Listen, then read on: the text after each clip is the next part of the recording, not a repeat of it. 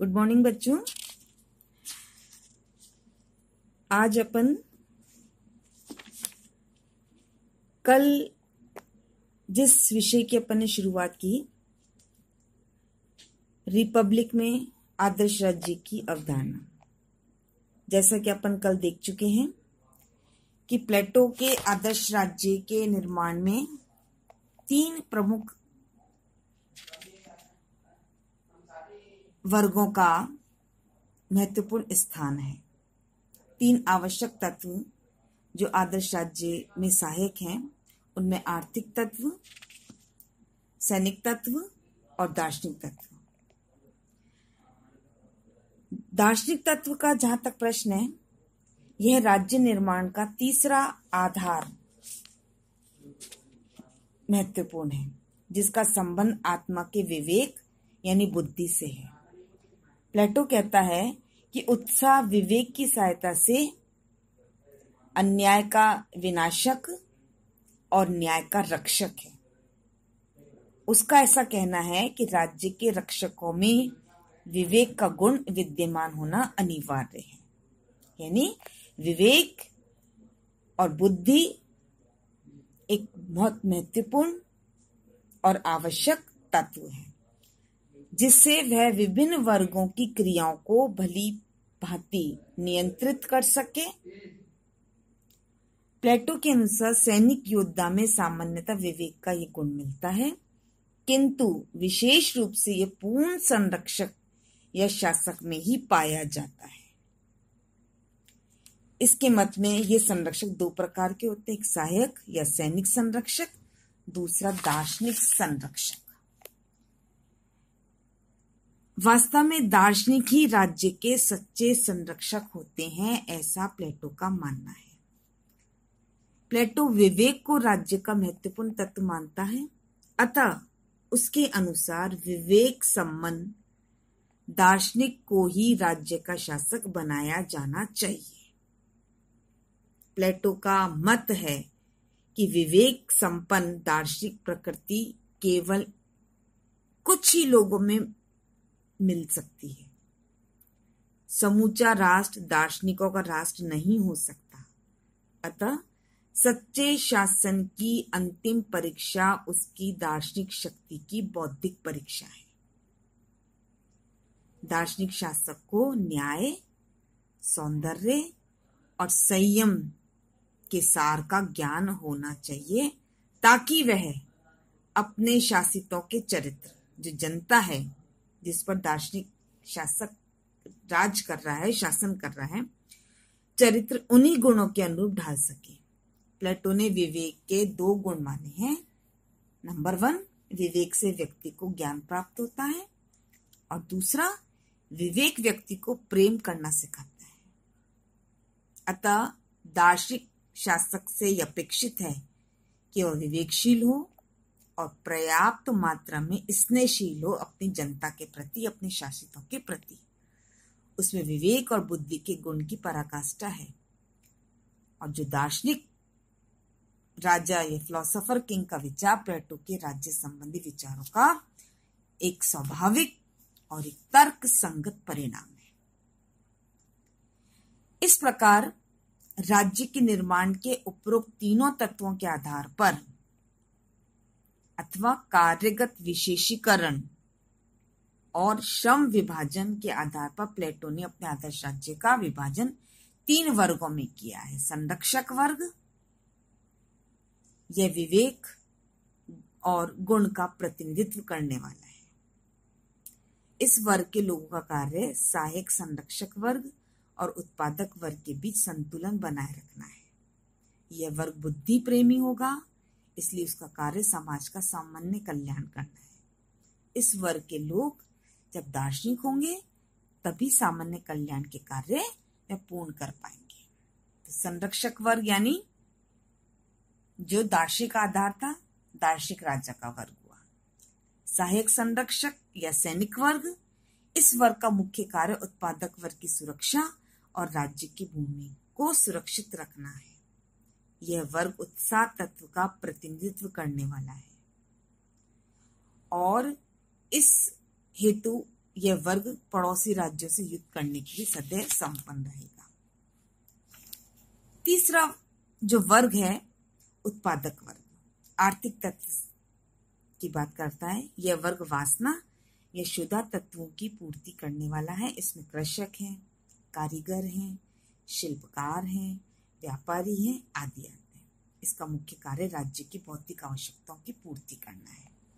तो इस प्रकार प्लेटो के आदर्श राज्य के निर्माण करने वाले तत्व और वर्ग कितने प्रकार के हुए? 3 प्रकार के। शुद्ध आर्थिक तत्व जिसको उत्पादक वर्ग की संज्ञा दी है, साहस जो सैनिक तत्व है इसको सैनिक वर्ग की संज्ञा दी है, विवेक जो दार्शनिक तत्व है उसने शासक वर्ग का नाम दिया है। अब जहां तक आदर्श राज्य के मौलिक सिद्धांतों का प्रश्न है, उसमें सबसे महत्वपूर्ण उसका न्याय। न्याय आदर्श राज्य का प्राण है, जिसका कार्य उत्पादक, सैनिक और शासक वर्गों में संतुलन स्थापित कर उन्हें एकता के सूत्र में बांधना है, ताकि राज्य के सभी अंग अपने कर्तव्यों का ठीक ठीक पालन करते रहें। दूसरा मौलिक सिद्धांत, राज्य व्यक्ति का विराट रूप है। जैसे कि अपन पहले देख चुके हैं, व्यक्ति की सारी विशेषताएं राज्य में पाई जाती है। व्यक्ति, परिवार, समाज और राज्य। फिर विशेष कार्य का सिद्धांत, राज्य या समाज में श्रम विभाजन होना चाहिए ताकि व्यक्ति अपने विशेष कार्य को पूर्ण दक्षता और योग्यता से पूरा कर सके और राज्य की समस्त आर्थिक आवश्यकताओं की पूर्ति हो सके। तीसरा मौलिक सिद्धांत शिक्षा। न्याय का ज्ञान ही शिक्षा है। श्रेष्ठ नागरिक, स्वस्थ सैनिक और दार्शनिक शासकों के निर्माण के लिए उन्हें उचित शिक्षा की बात प्लेटो ने की है, क्योंकि शिक्षा एक ऐसा माध्यम है जिससे व्यक्ति अपने कर्तव्य का ठीक तरह से पालन कर सकता है। प्लेटो राज्य द्वारा नियंत्रित और अनिवार्य शिक्षा की एक व्यापक और एक विस्तृत योजना प्रस्तुत करता है। नागरिकों के 3 वर्गों का उल्लेख करते हुए प्लेटो ने आत्मा के 3 तत्वों वासना, उत्साह, विवेक के आधार पर राज्य के नागरिकों को उत्पादक, सैनिक और संरक्षक नामक 3 वर्गों में बांटा है। दार्शनिक राजा का शासन आदर्श राज्य में महत्वपूर्ण माना है। जब तक राजा दार्शनिक नहीं होंगे तब तक राज्य में शांति और सुशासन स्थापित नहीं हो सकता। इसलिए प्लेटो के अनुसार आदर्श राज्य की बागडोर दार्शनिक राजा के पास होनी चाहिए। साम्यवाद के सिद्धांत के अंतर्गत प्लेटो ने यह व्यवस्था की है कि सैनिक और शासक वर्ग व्यक्तिगत संपत्ति न रखे। ये इससे मोह से मुक्त होकर अपना कर्तव्य पालन करें। यह साम्यवाद का सिद्धांत उत्पादक वर्ग पर लागू नहीं होता, केवल सैनिक वर्ग और दार्शनिक राज्य के वर्ग पर लागू होता है। प्लेटो ने अपने आदर्श राज्य में नर नारियों का समान अधिकार स्वीकार किया है और वह आदर्श राज्य में नारियों को घर की 4 दीवारी से बाहर निकालकर शिक्षा, शासन आदि सभी क्षेत्रों में पुरुषों के समान अधिकार देने की बात करता है। प्लेटो के राज्य का लक्ष्य विशुद्ध, आध्यात्मिक और नैतिक। वह राज्य उत्तम जीवन बिताने के लिए बात करता है। राज्य का हित प्रधान और सर्वोपरि है। व्यक्ति उसका केवल एक अंग मात्र है। यानी प्लेटो ने अपने आदर्श राज्य के निर्माण में व्यक्ति को लीन होने की बात की है। अब जहां तक आदर्श राज्य की आलोचना का प्रश्न है, प्लेटो के आदर्श राज्य की कटु आलोचना हुई। उसके कुछ मुख्य आधार हम देखेंगे। नंबर 1, आदर्श राज्य की धारणा कल्पना प्रधान और अव्यवहारिक है। स्वयं प्लेटो ने बाद में इस चीज को अनुभव किया कि मेरे द्वारा आदर्श राज्य की जो बात की गई है वह पृथ्वी पर संभव नहीं है।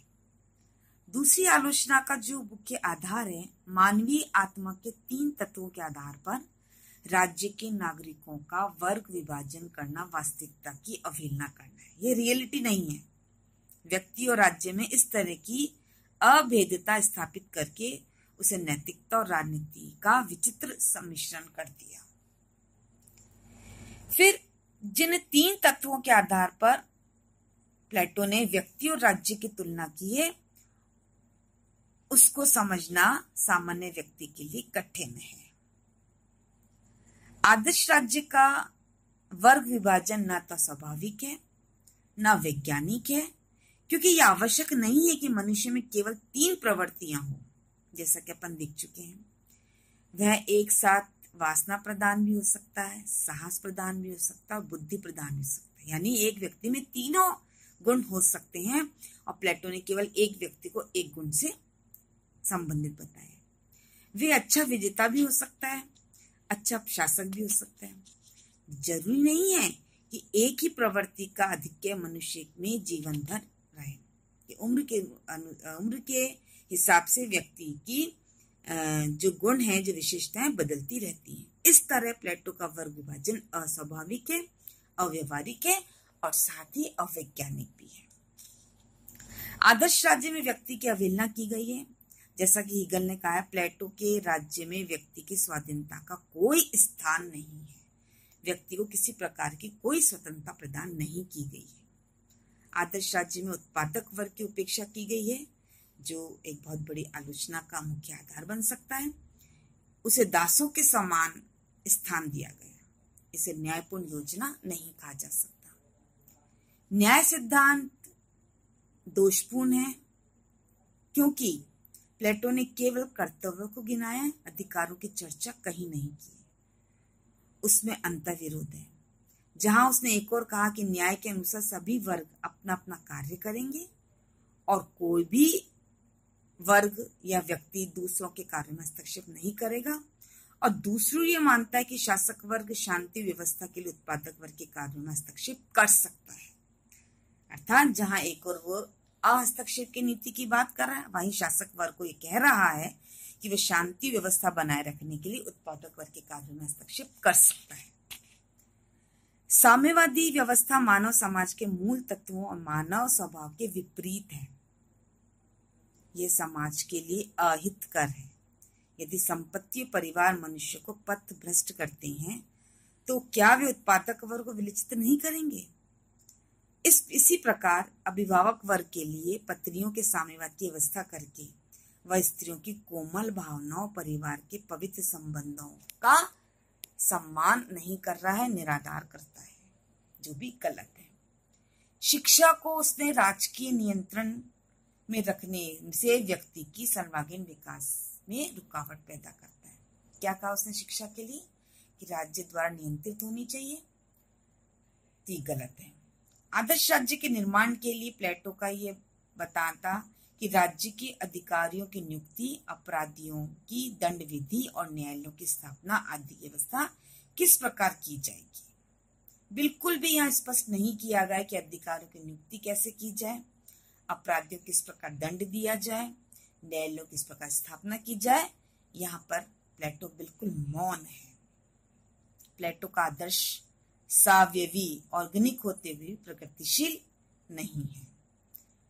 नेक्स्ट, प्लेटो अपने राज्य में कानून की आवश्यकता नहीं बताता, क्योंकि उसने दार्शनिक राज्य को ऊपर रखा। व्यवहार के उचित नियमों का निस्तारण किए बिना किसी भी राज्य में ना तो व्यवस्था रह सकती और न ही शांति। इस दोष का अनुभव स्वयं उसने किया, इसलिए आदर्श राज्य में कानून को ही आधार बनाकर नए राज्य की उसने रचना करने की बात की।